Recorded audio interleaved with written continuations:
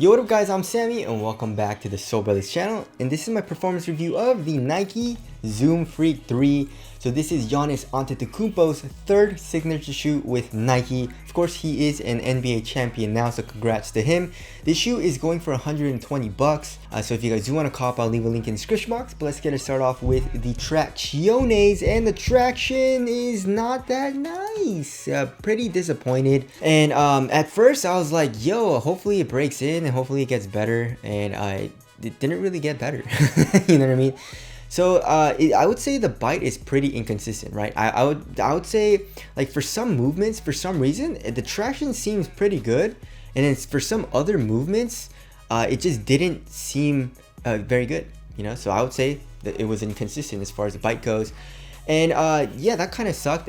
Dust didn't really seem to be a huge issue because, like I said, it was just inconsistent, even no matter if it was a clean court or a dusty setting. So I guess dust, it wasn't a huge issue. And as far as the durability goes, durability probably not the best. You know, as you guys can see, the grooves are pretty deep, but the grooves are also super thin. So I feel like these types of grooves will definitely, you know, rip off if you're playing on an outdoor court. So I wouldn't recommend playing on an outdoor court. But as you guys know, in this colorway, this rubber outsole is black. And black rubber outsoles, for some reason, usually don't perform as well as like other color outsoles. For some reason, it kind of performs like translucent outsoles, you know. So hopefully that's just, you know, this colorway being bad, but we'll have to see on that. Maybe I might get another colorway, but from my experience in this shoe, in this colorway, it just wasn't a great bite. You know, I was sliding around a little bit, nothing to the point where it was super dangerous and just like really bad. But you know, it just wasn't like a great bite. So there is a traction there. If you guys look here in the middle of the outsole, we have a little bit of a decoupling, and that's actually a very interesting design. And then the rubber outsole does dip here into the midsole, which is pretty cool looking, I would say. And if you look kind of like on the side profile of the shoe, the rubber outsole here in the middle of the shoe does not touch the ground. All right, moving on to the heel to toe transition, it felt pretty smooth. You know, here in the heel we have a nice curved shape, super rounded, so it doesn't feel clunky, and it's an exposed midsole. You know, it's a Phylon, so there's not a whole lot of compression, but nonetheless, you know, it is an exposed midsole, so it doesn't feel clunky or anything.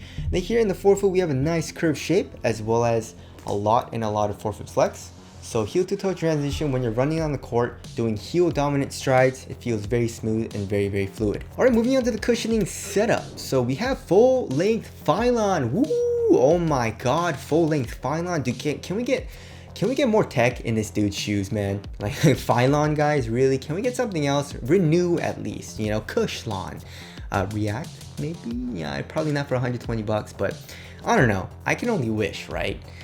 But anyways, yeah, so the Phylon here in the heel, there is a little bit of compression, but it's only like on the edges of the heel, so that doesn't feel too nice. You know, when you're not really doing like these types of movements, you know what I mean?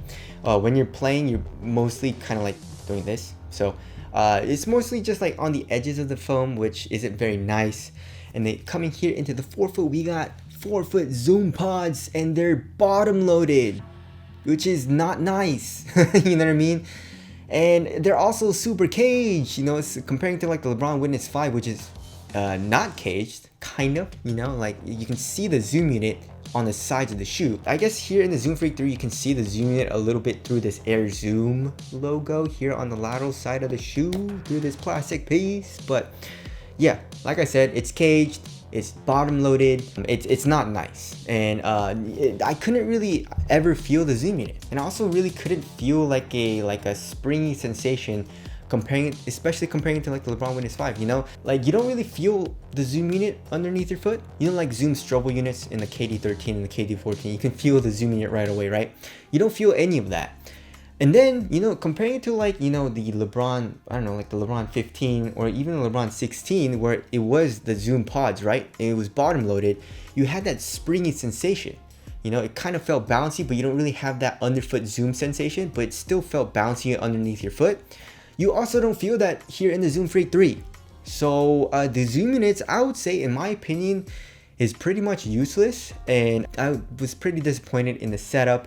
But I am a light dude, you know, I'm only 155 pounds now, so that maybe that might be the case, but I also did work out in these shoes. I did do some squats, and I also really tried to feel the zoom when I was doing squats. You know what I mean? So I couldn't even feel it with that. So that's just from my experience. The zoom units, and also just like this cushioning setup isn't very nice. If you're looking for a responsive low to the ground setup, then this is great. But you know, if you want something soft, if you want something comfortable, if you were expecting a little bit of bounce here in the forefoot at least from the zoom units, you're not gonna get anything. So the cushioning setup, I didn't really like all too much, to be honest. All right, moving on to the materials. Materials I really like, right? So here in the toe box, it's a very, very thin, also super soft and very comfortable material, and it feels great in hand. Like just feeling it with the hand, it feels awesome. The quality feels nice as well, and on foot, it's just a really nice, comfortable and very thin material. Here in the tip of the toe, we have a little bit of fuse for extra added durability, and coming here into the midfoot area, we have this very useless strap. I love my friend's description of the strap, you know, like a burnt comb or something, you know, but yeah, it's a midfoot strap. Doesn't really do anything as far as, like, it doesn't really improve lockdown, and it makes tying up the laces a little bit annoying as well, and it makes the shoe overall a little bit heavier and a little bit bulkier. So not a huge fan of just like one-way straps. If it was a strap kind of like, you know, like the PG1 even, where it had the fly wire and it tightened up the fit a little bit, made the lockdown a little bit better, or maybe the strap like the 0.3 where you get a little bit more leverage with that kind of like 2-point, I guess, strap or whatever, then it'd be great. But this one-way strap, like the Kyrie 6, doesn't do crap, so I'm not a huge fan. All right, moving on to the tongue. The tongue has a good amount of padding, and it's also a very large tongue as well, so it feels very nice on top of your foot, super cozy. And here in the ankle area, we have, I would say, like a little bit more than average amount of padding. Feels great. It improves the lockdown and comfort here in the ankle area. So the materials, I really liked it. You know, it feels great on foot. Now moving on to the fit, I went true to size and it fits my foot extremely well. So true to size, my toe pretty much goes right to the edge of the shoe. Here in the toe box, it is a little snug at first, but it definitely does stretch out a lot. So the fit definitely does get roomier. So if it is a little bit tight at first, just give it a little bit of time, the materials will stretch out, because you know there's really no like glue or anything. Nothing's gluing this material down, which I really like. It's just full on USDA organic, non-GMO material, you know what I mean? So that feels great. And then width wise, I would say it's just like a normal width. One thing that I do miss from the Zoom Freak 2 is the heel tab though. Here in the Zoom Freak 3, it doesn't have a heel tab. It's just, it dips a little bit. So it is a little bit hard to put this shoe on, but obviously that doesn't affect performance at all. It's just kind of like a quality of life thing. And now moving on to support and lockdown, I had no issues with lateral containment. Here in the forefoot, you know, I guess the foam does come up a little bit to cage you. Not a whole lot, but I didn't really have any issues with like my forefoot coming out of the footbed or anything. Here in the midfoot, you guys can see this plastic piece and also the foam coming up. And here in the heel, we can see the foam coming up a lot. It kind of looks like a fang, you know, that's a pretty cool design, and an internal TPU heel counter. So lateral containment, I had no issues with. And also for lateral stability, this shoe is extremely wide. There's not really an outrigger, you know, the outsole doesn't protrude out all too much, but as you guys can see, the foam protrudes out so much here on the lateral side. So you're low to the ground, and also it's a super wide base. So lateral stability, I had no issues with either. Now moving on to the weight of the shoe. If I remember correctly, it's actually pretty light. It feels very light in hand. So 11.78 ounces. Let's check the left pair. 11.82 ounces, right? So that's actually lighter than average. And this shoe feels pretty damn light, very minimal on foot.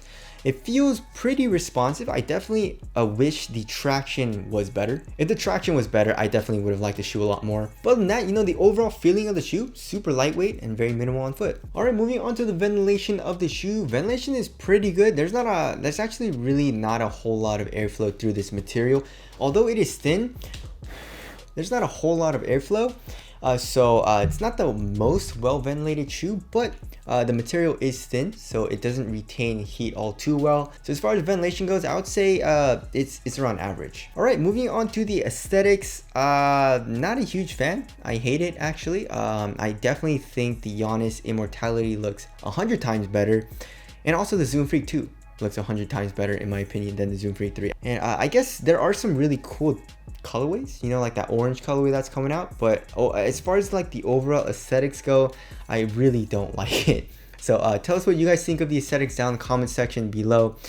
So wrapping things up, it was okay. Definitely not my favorite. And is it going to be in my rotation? Definitely not. The traction was definitely underwhelming, right? And I wish the traction was better. If it was like the Zoom Freak 2, Zoom Freak 2 had great traction, and same with the Giannis Immortality. If it was like top tier traction, this would maybe be in my rotation very, very loosely. But because of the traction performance, I don't really like this shoe as much. I mean, like the cushion, you know, like I said, very, very underwhelming. The zoom units, not very nice. The foam, not very nice. The materials though I really like, and fit and support and all that were really nice. But to me personally, traction is super important in a basketball shoe. So because of that, the Zoom Freak 3 is definitely not my favorite shoe to play in. So yeah, I find myself kind of hesitating to recommend this shoe to you guys. It's definitely okay though. I definitely think you can make it work, and you can definitely have a good time playing in this shoe. But in my opinion, it's just not the best performer out right now. So yeah, there's my performance review of the Nike Zoom Freak 3. If you guys do want to cop, I'll leave a link in the description box. But that's it. Thank you guys for watching, and I'll see you guys in the next one.